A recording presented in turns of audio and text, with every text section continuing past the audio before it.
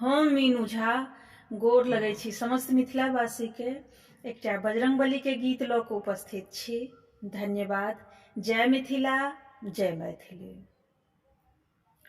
हनुमान कानी के पुकारथि भगवान के, सुनु कनिये ध्यान से ना।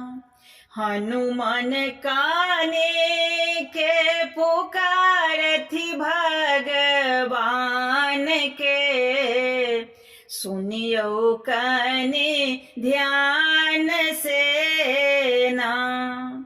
ओ छथि जनक जी के धिया, जिनकर नाम छनि सिया।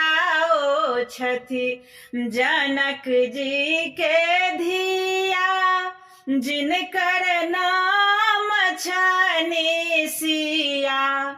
जिनकर नाम छनि सिया, हुनका रावण हरि लेलक चेरी वन से।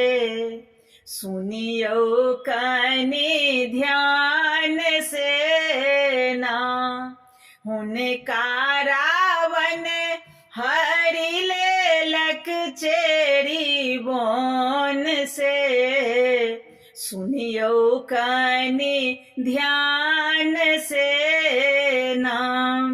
हनुमान कानी के पुकारथि भगवान के, सुनु कनि ध्यान से ना। ओत लंकापुरी जेता, ओत सिया के सुधि लेता।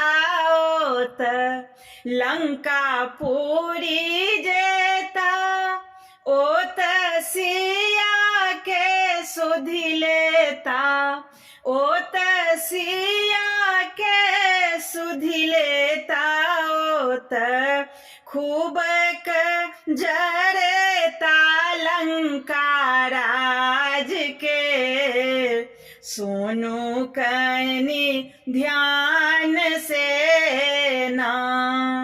हनुमान कानी के पुकारथि भगवान के, सुनु कनि ध्यान